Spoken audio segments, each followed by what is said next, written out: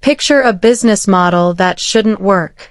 While the heavy equipment industry poured billions into computerized engines, GPS telematics, and dealer-locked diagnostic software, one small outfit in rural Indiana turned the clock backward on purpose. Instead of chasing the newest excavator on the lot, this company went hunting for machines everyone else had already written off, rusted-out military trucks, decommissioned surplus vehicles, and equipment so old that most dealerships wouldn't even take it as a trade-in. That company is CNC Equipment, and the man behind it, Clinton Chitwood, built something that shouldn't have worked in the modern equipment market, and somehow became one of the most trusted names in it. This is the story of how betting on obsolete machines turned into a movement. Most people don't grow up thinking about final drives, hydraulic cylinders, or the difference between a 5-ton truck and a deuce and a half. But for someone raised around excavating equipment, that vocabulary becomes second nature long before it becomes a career. That's the environment Clinton Chitwood came up in. Heavy equipment wasn't a hobby or a curiosity, it was the family trade, the thing that put food on the table and structured the workday. Growing up around machines that had to be diagnosed by ear and repaired by hand instills a particular kind of confidence, the belief that almost anything mechanical can be understood, taken apart, and put back together if you're patient enough to figure out why it broke in the first place. That mindset runs directly counter to how much of the modern equipment industry now operates. Today, if a piece of construction machinery throws an error code, the fix often isn't a wrench, it's a laptop, a proprietary software license, and a technician sent out by an authorized dealer. That shift didn't happen by accident, and it didn't happen quietly. It became one of the defining fights in American agriculture and construction over the past several years, and it's a fight CNC Equipment would eventually find itself standing on one side of, whether Clinton set out to take a position or not. But before any of that, there was just a small independent equipment yard, doing what independent equipment yards have always done, buying used machines, fixing what was broken, and selling them to the people who actually needed to put them to work. There was nothing about that early operation that hinted at what it would become. No outside investors writing checks. No venture capital pitch deck promising a national rollout.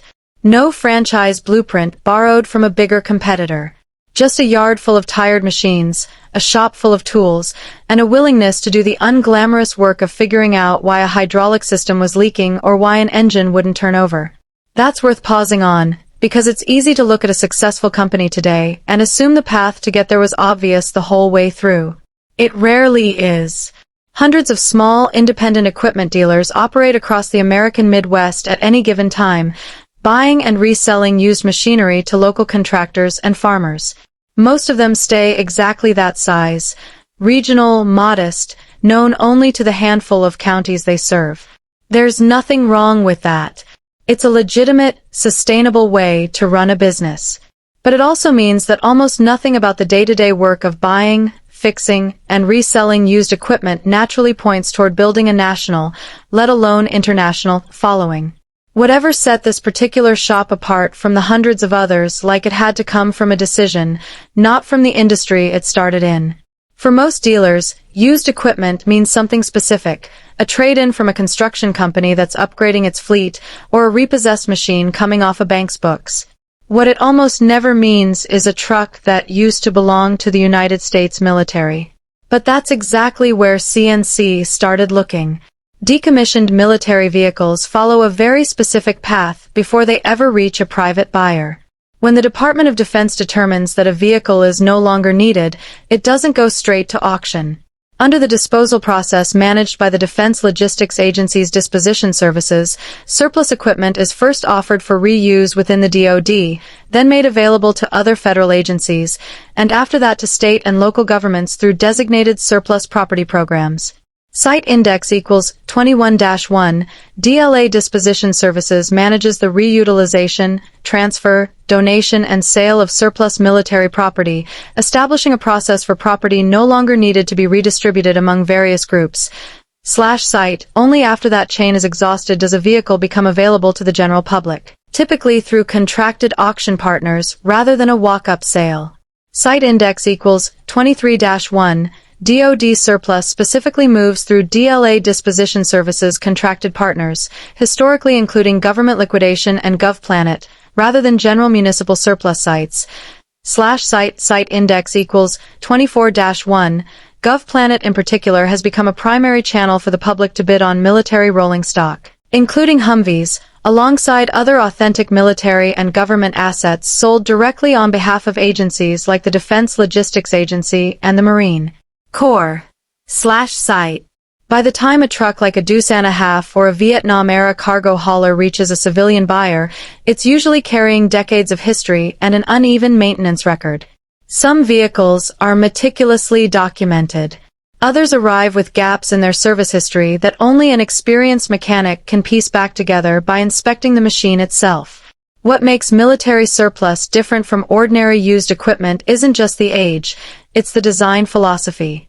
These vehicles were engineered for a completely different set of priorities than anything sold at a commercial dealership. A breakdown in a war zone or a remote deployment isn't just inconvenient, it can be dangerous. So military spec trucks were built with heavy frames, straightforward mechanical systems, generous ground clearance, and parts designed to be swapped and repaired in the field, often without specialized tools. That's precisely the kind of machine that appeals to buyers working far from a dealership, ranchers, contractors in remote regions, and, eventually, customers on other continents entirely. The trade-off is obvious.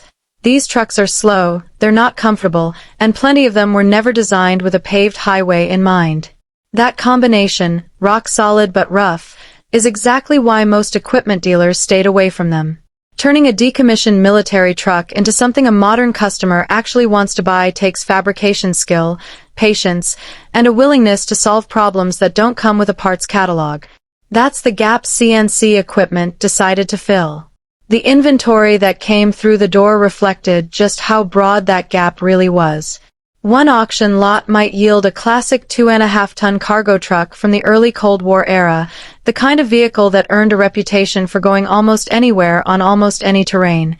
Another might bring in a larger 5-ton hauler, a Humvee from the 1980s or 90s, engineering equipment, generators, trailers, or specialized recovery vehicles built to tow disabled machinery out of places a commercial tow truck could never reach.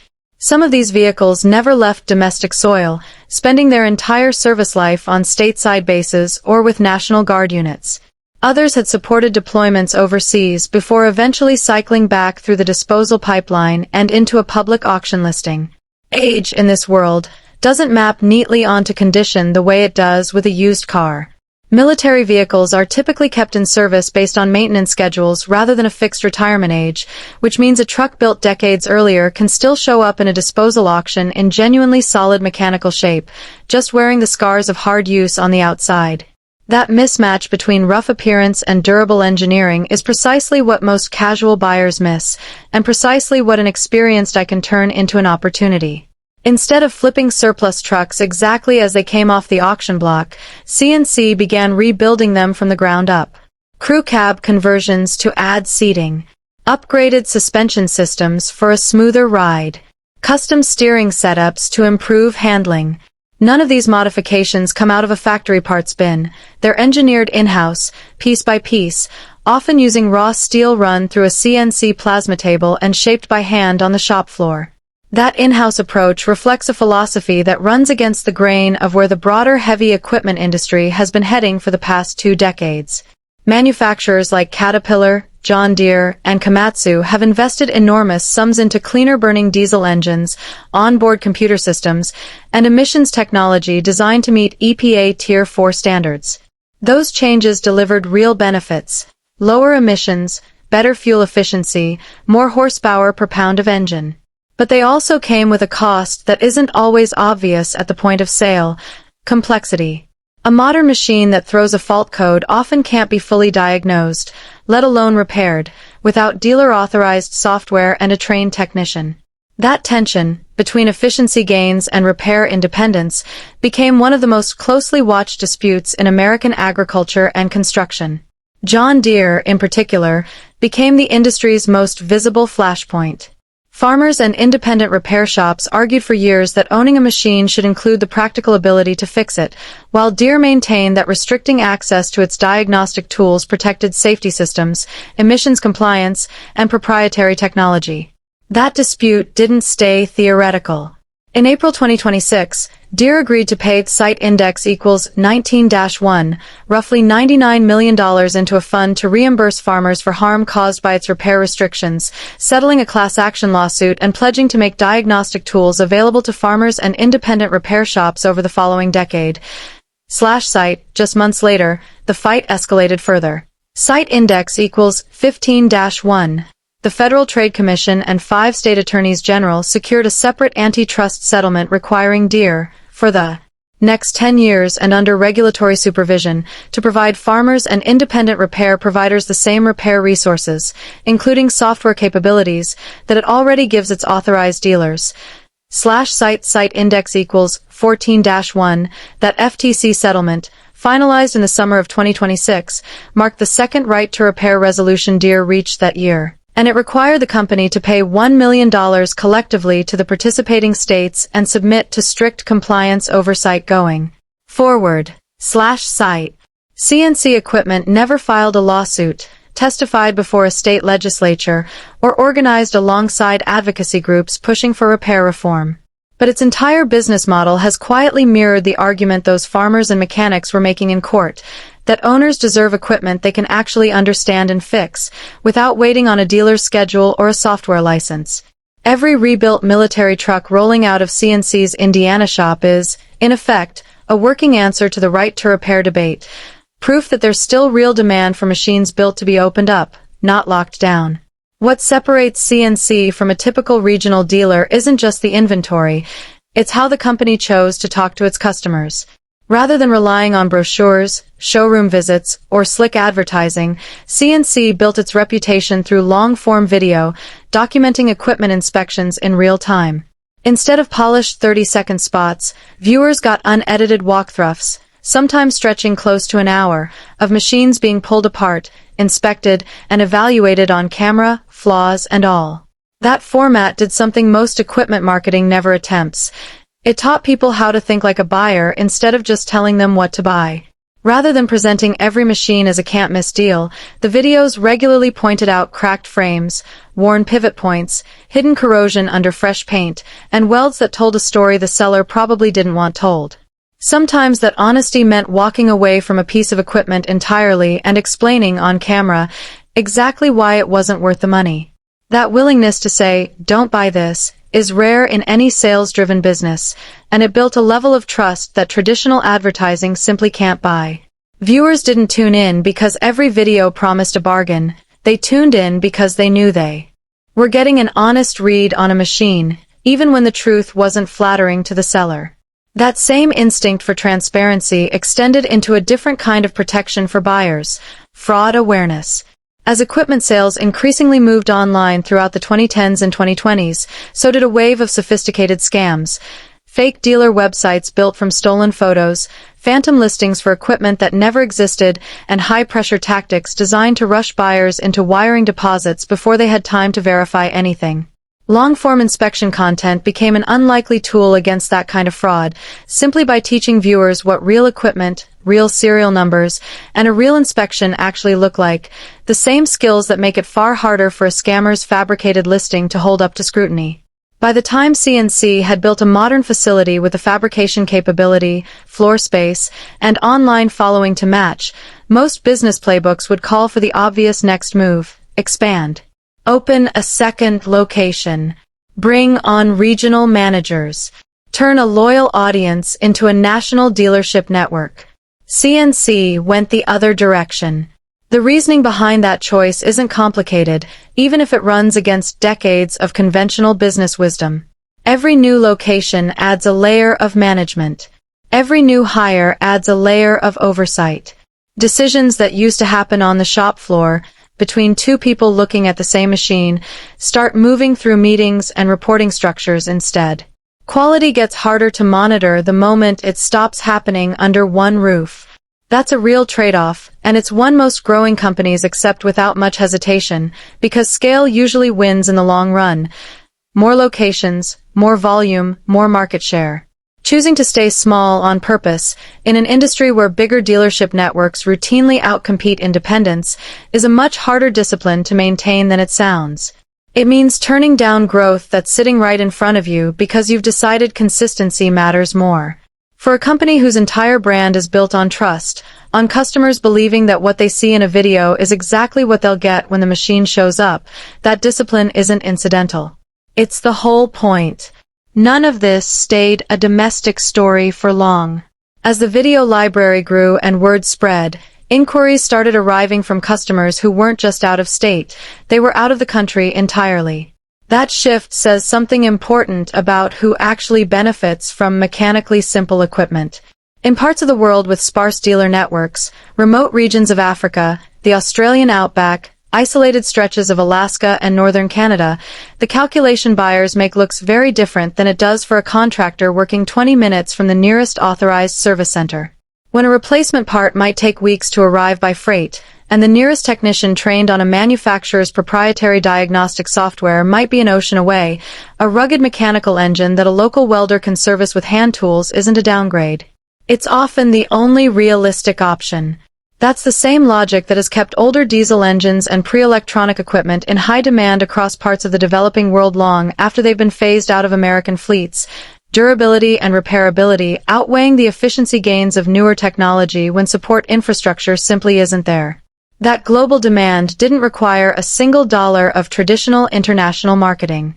It came from the same long-form videos already reaching domestic viewers, watched by mechanics and equipment buyers thousands of miles away who were looking for exactly the kind of straightforward, field-reparable machine that had fallen out of fashion at home. It would be easy to treat this as a quirky story about a small business that got popular on YouTube.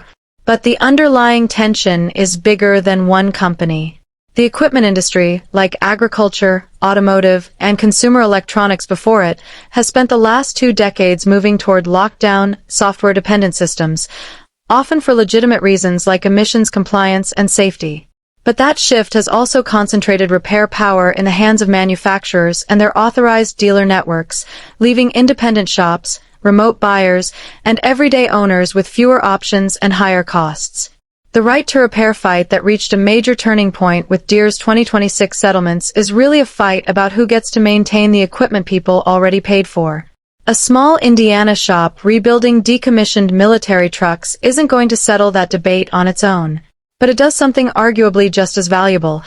It demonstrates, machine by machine, that there's still a real market for mechanical simplicity, for equipment that can be diagnosed with a wrench and a flashlight instead of a dealer login. In remote parts of the world where authorized service centers are hundreds of miles away, or simply don't exist, that kind of durability isn't a nostalgia play. It's the only practical option. The heavy equipment industry spent 20 years getting more complicated, more computerized, and more locked down. One small shop in Indiana looked at that trend and decided to bet on the opposite, on machines built to be understood, not just operated. It turned out plenty of people were waiting for exactly that. Sometimes the biggest disruption isn't a new piece of technology. It's someone willing to keep building the old one.